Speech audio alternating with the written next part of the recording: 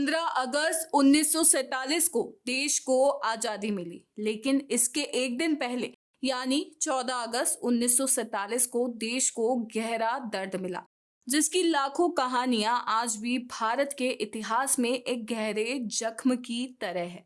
200 साल की गुलामी के बाद देश को आजादी के रूप में एक बड़ी खुशी तो मिली, लेकिन इसके साथ ही बंटवारे का दर्द भी मिला।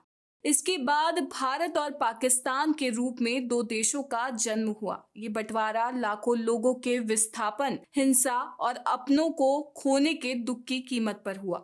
बंटवारे की वजह से घर बार तो छूटे और साथ ही अनगिनत जिंदगियां भी तबाह हो गई। ये विभीषिका केवल भौगोलिक सीमाओं का बंटवारा नहीं थी, बल्कि दिलों और भावनाओं का भी टूटना था। देश के बंटवारे के दर्द को याद करने और उन बलिदानों को सम्मान देने के लिए हर साल 14 अगस्त को विभाजन विभीषिका स्मृति दिवस की शुरुआत की गई। केंद्र की मोदी सरकार ने साल 2021 में विभाजन विभीषिका स्मृति दिवस की शुरुआत की थी।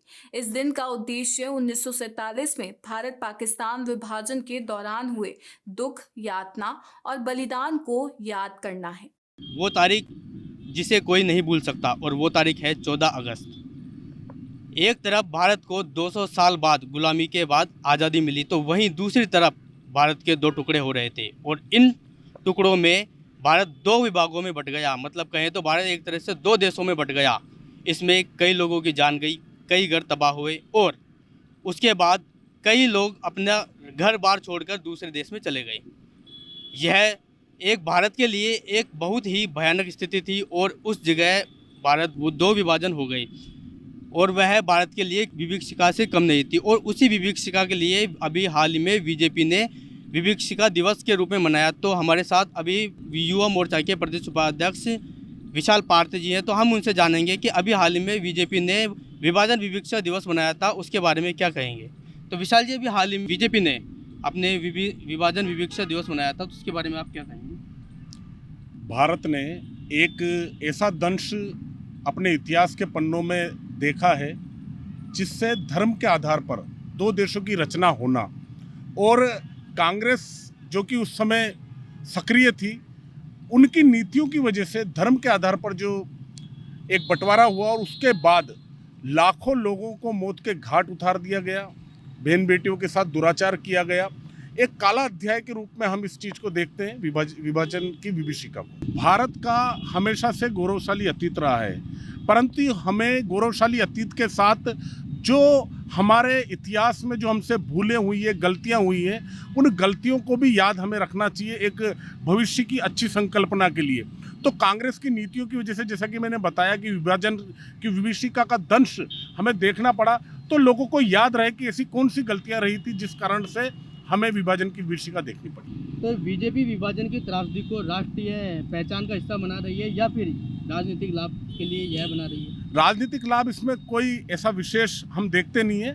हम केवल ये देखते हैं कि इतिहास में जो हमसे भूलें हुई हैं, केवल अपनी राजनीति के कारण, तुष्टीकरण के कारण एक पार्टी देश को दो भागों में विखंडित कर देती है। तो उस चीज़ को याद रखें और भविष्य में ऐसे ही गलतियों को दोबारा हमारे इतिहास में दर्ज ना हो, इसके लिए इसको स्मृति दिवस के रूप में हम याद कर रहे हैं। बीजेपी की यह पहल अभी देश के लिए कितना मजबूत प्रदान करती है देश को। लोगों को जब जागृति लाने के लिए इस तरह के कार्यक्रम, हम विभिन्न कार्यक्रम पार्टी नेतृत्व की ओर से चलाए जाते हैं, तो विभाजन की विभीषिका के बारे में जब हमारा आम युवा और कई बच्चे जिनको पता नहीं है कि भाई विभाजन कैसे हुआ, देश की स्वतंत्रता मिली, तो कैसे अपने राजनीतिक हितों के लिए लोगों ने उस समय के तात्कालिक जो नेतृत्व की स्थिति में थे, उन्होंने किस प्रकार देश का बंटवारा किया, तो ये स्मृति तो हमेशा रहनी ही चाहिए। बीजेपी हमेशा कहती है कि यह कांग्रेस का मुद्दा है, मतलब कांग्रेस की वजह से यह सब हुआ है, इसके वजह से विभाजन विभीषिका दिवस हम मना रहे हैं। तो कहाँ तक मतलब कांग्रेस इसको कितना बढ़ावा देती है या नहीं देती। जैसे कि हमें पता है, आज़ादी के समय में सबसे बड़ी पार्टी अगर देश में थी तो वो कांग्रेस थी, और कांग्रेस के नेताओं का उस समय, चाहे ब्रिटिश आयोग की भी, चलो हम मानते हैं कि भाई ब्रिटिश आयोग ने, मुस्लिम लीग ने इस समय दबाव बनाया, पर कांग्रेस का एक उसमें अपना राजनीतिक लाभ दिखा। इस कारण से ये कांग्रेस की ही सीधी सीधी गलती की देन है। अभी फिलहाल जो अभी विभाजन विवक्षा जो दिवस आज चला रहा है उसमें अभी प्रेजेंट टाइम में वो कांग्रेस का कोई रोल नहीं है या कांग्रेस अपनी गलतियों को क्यों दोहराएगी? 75 वर्षों से देश में लोगों को इतिहास के पन्नों के अंदर इस विषय को दबा दिया गया था, परंतु जब हम आए, पार्टी आई, सक्रिय हुई, तो लोगों के बीच में जब हम बताने की स्थिति में आए तो हमने विभाजन की जो विभीषिका है इसके बारे में जनजागरण करना, संगोष्ठियां करना। हम स्वतंत्रता दिवस तो मनाए, परंतु किन शर्तों पर, क्या ऐसी स्थितियां रही जब हमें ये स्वतंत्रता मिली, वो लोगों को जानकारी होनी चाहिए। तो यह कदम इतिहास में एक तरह की चेतावनी के रूप में है प्रदर्शित है या फिर किसी वो अतीत को बुनाने का प्रयास कर रहे हैं बीजेपी वाले? अतीत को भुनाने का इसमें कोई विषय नहीं है। जैसा कि मैंने पूर्व में भी बताया कि हम हमारे गौरवशाली अतीत को याद रखें, स्वर्णिम भारत के इतिहास को याद रखें, परंतु जो काले अध्याय हैं उनको हम भूल नहीं सकते।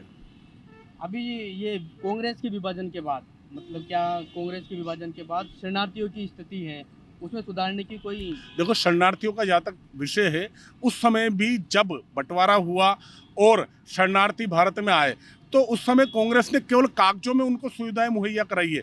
धरातल पर राष्ट्रीय स्वयंसेवक संघ के स्वयंसेवकों ने उनको, दिल्ली हो चाहे पंजाब हो चाहे राजस्थान हो, वहाँ पर उनको मूलभूत आवश्यकता और उनको हेल्प करने का काम संघ ने किया है। अभी कांग्रेस है जो अभी विभाजन विवक्षा को पूर्ण रूप से नकारती है। 100% अपने गलत इतिहास को वो क्यों दोहराएंगे? उनकी गलतियां पता चलेगी तो जनता में वो किस मुंह से जाएंगे कि भाई हमने विभाजन के लिए, यह विभाजन हमारे लाभ के लिए हमारे पूर्वजों ने किया, वो गलती कांग्रेस क्यों दोहराएगी? तो बीजेपी को भी 75 साल बाद यह विभाजन दिवस की घोषणा करने की क्या जरूरत है? आपने बहुत अच्छा प्रश्न पूछा है।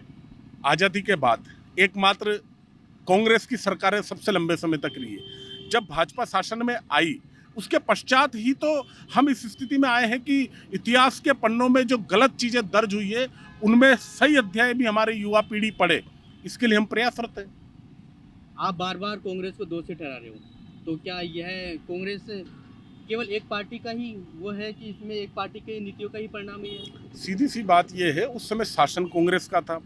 शासन का जब हस्तांतरण हुआ तो वो कांग्रेस के, उस समय पंडित जवाहरलाल नेहरू जब प्रधानमंत्री बने, पूरा उसी दौरान जो घटनाक्रम चला, हम मानते हैं मुस्लिम लीग का दबाव रहा होगा, हम मानते हैं ब्रिटिश आयोग का दबाव रहा होगा, ब्रिटिश सरकार का दबाव रहा होगा, परंतु हमारे भारत की ऐसी क्षमता थी कि यदि उस समय का नेतृत्व चाहता तो अपनी शर्तों पर हस्तांतरण सत्ता का करता, परंतु उन्होंने जब शासन का हस्तांतरण किया तो उन्होंने अपने लाभ के लिए जल्दीबाजी में ये फैसला लिया है।